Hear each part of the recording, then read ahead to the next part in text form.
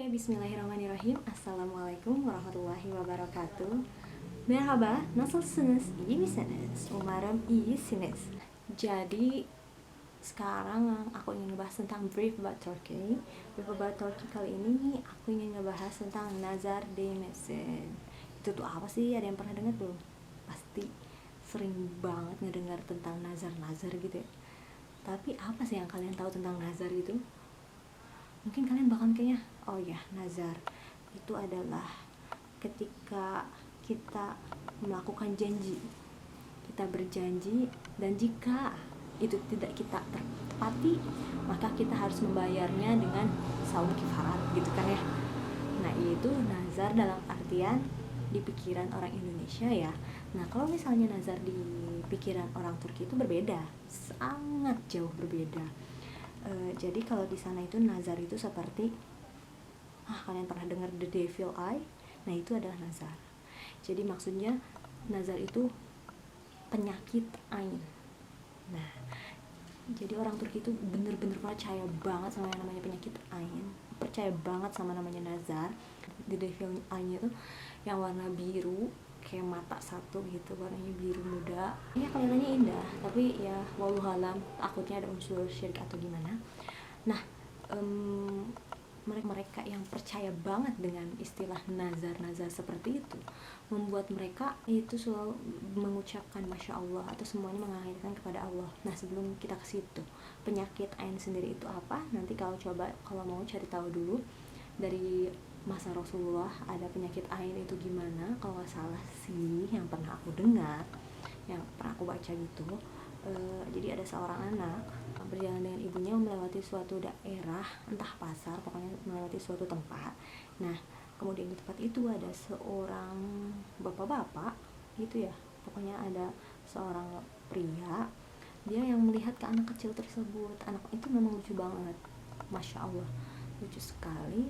Sampai-sampai si pria tersebut mungkin dalam hatinya ia memuji-muji si anak tersebut dengan memuji entah ya ampun anak itu cantik sekali dan lain sebagainya, ya entahlah cara dia mengungkapkannya.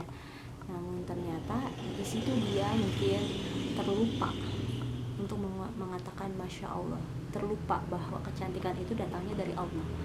Itu tidak akan mungkin si anak itu jadi cantik, jadi lucu kalau bukan karena Allah yang menciptakannya seperti itu gitu kan. Jadi karena seperti itulah ketika orang tua tersebut dan si anaknya pulang nyampe ke rumah, si anak itu sakit. Anaknya itu kayak sakit demam dan sakit yang udah ibunya itu bawa ke tabib ya, kalau zaman dulu kan tabib, namun tidak ada satupun yang tahu apa penyebab sakitnya dan apa obatnya. Hingga akhirnya ibu tersebut pun mendatangi Rasulullah, ya Rasulullah, kenapa anak saya menjadi seperti ini, sakit seperti ini? Dan akhirnya Rasulullah pun menanyakan apakah pernah melewati suatu daerah gitu, kayak gitu-gitulah ya, menanyakan Rasulullah tuh merunutnya. Kemudian ibu tersebut, oh iya saya ingat ya Rasulullah, ada seorang pria ketika kami berjalan di suatu tempat gitu beberapa hari yang lalu, si pria tersebut memang saya lupa ya sebenarnya si bapak itu tuh menghampiri atau enggak, tapi yang jelas si ibunya juga tahu kalau ternyata bapak itu tuh emang kayak agak tertarik gitu, matanya tuh kayak tertuju gitu kepada anak itu ya, kayak gitu. Nah, ibunya tuh mengatakan hal tersebut, langsung ya Rasulullah tuh menjawab katanya, oh berarti bisa jadi anak ibu itu terkena penyakit ain. Mungkin si orang tersebut itu memuji-muji anak ibu tanpa mengucapkan anak ibu, anak anda, tanpa mengucapkan tanpa mengingat nama Allah seperti itu. Nah, untuk asal muasalnya dan sejarah lainnya mungkin bisa dilihat lagi. Nah, di Turki ini uniknya, memang bener-bener orang-orang tuh kayak dikit-dikit ngomong nazar demesin, semoga nggak kena nazar, semoga nggak kena nazar. Aku tuh kayak pas pertama tuh mikir, ya Allah kenapa gini amat gitu kan, ya udah gitu kan, ya insya Allah enggak lah gitu kan. Nah, hingga akhirnya beberapa kejadian terjadi kepadaku gitu kan. Ini yang paling aku ingat banget, suatu hari itu aku tuh tahun pertama aku kuliah, berarti tahun kedua aku di sana, itu berarti kan 2015, sekitar tahun 2015 itu tuh aku tuh kan masih awal-awal masuk kuliah banget tuh, jadi bahasa Turkiku juga masih belum sebegitu expertnya. Kemudian aku tuh datang ke fair gitu, ada yang jualan, ada yang jualan.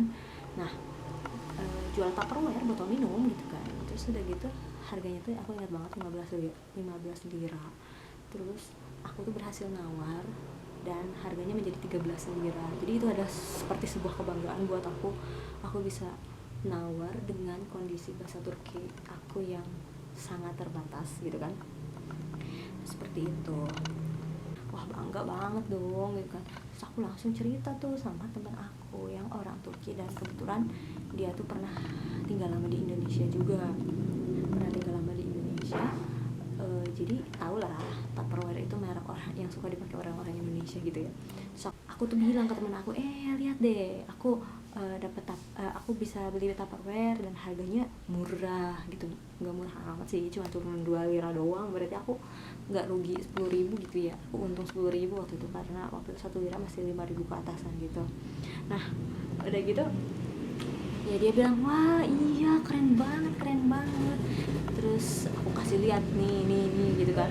Terus udah gitu dia kayak, oh ya keren banget. Udah gitu akhirnya setelah itu kita saling berpisah aja, ya udah bye bye kayak gitu kan, bye udah pergi. Setelah kita berpisah baru aja aku tuh ingat, cuman selang berapa detik doang aku langsung, aku pengen minum.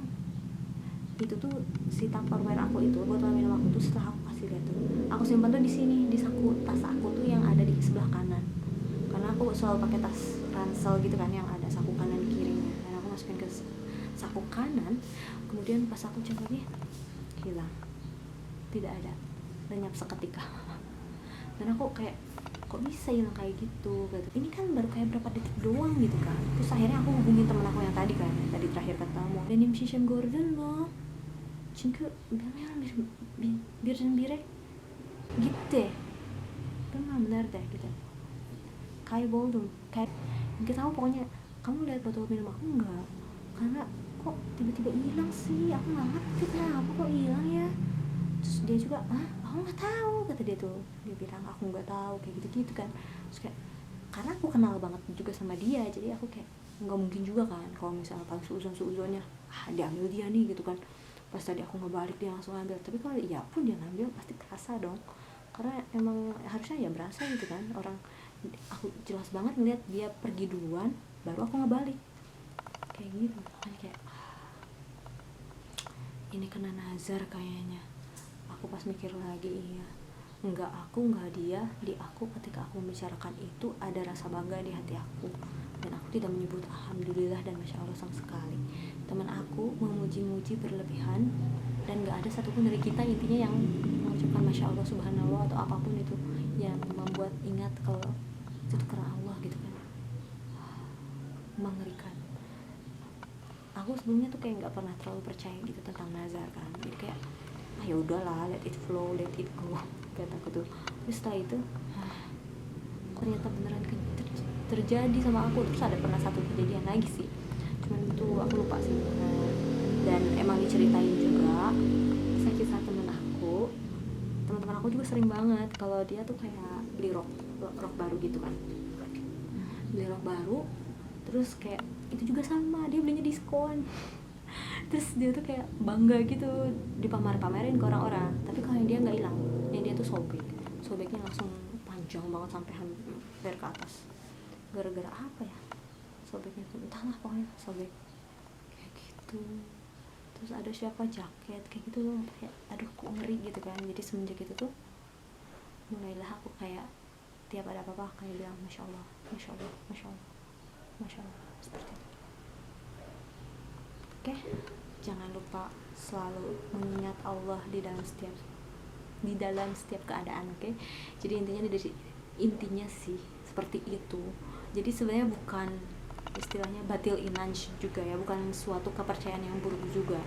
Jadi dengan percaya adanya penyakit ain itu, kita tuh harus semakin sering juga mengingat Allahnya juga gitu. Jadi kayak tidak melupakan kalau sebenarnya serba-serbi yang kita miliki, segalanya yang lewat nyangkut itu hinggap di hidup kita, itu semuanya itu udah direncanakan oleh Allah dan semuanya itu bisa terjadi karena Allah izinkan gitu kan, bukan semerta-merta hanya usaha kita sendiri doang, ini karena aku nih jadi kayak keren banget gitu. Enggak, tidak ada keakuan di muka bumi ini. Semua keakuan yang pantas menyebut aku di muka bumi ini hanyalah Allah semata. Karena aku pernah dinasehatin sama guru sosiologi aku kalau saya pas SMA, sebenarnya penggunaan aku dan saya itu berbeda. Kalau saya itu biasanya agak lebih lemes gitu, lembut gitu ya. Nah kalau aku itu ada unsur keegoisan gitu. Dan mohon maaf, aku merasa masih sering juga nih aku ngomong aku, tapi kayak tidak merasa keegoisan, tidak sebesar itu. Maksudnya tidak membuat aku keras hati sih, semoga. Cuman kayak masih kebiasaan aja, sering diubah jadi saya. Cuman kalau ngomong saya tuh kalau ke orang-orang yang lebih tua sih seringnya. Kalau misalnya ke sesama atau ke yang lebih muda jadi seringnya pakai aku lagi.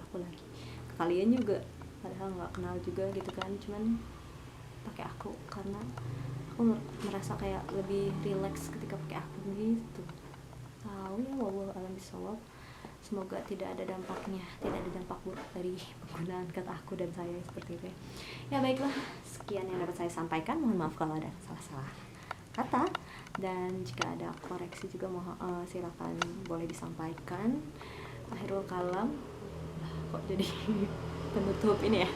Ya dah, assalamualaikum warahmatullahi wabarakatuh. Insyaallah ini guru Syurus in another brief about Turkey or belajar bahasa Turki atau yang lainnya. Bye. Assalamualaikum warahmatullahi wabarakatuh.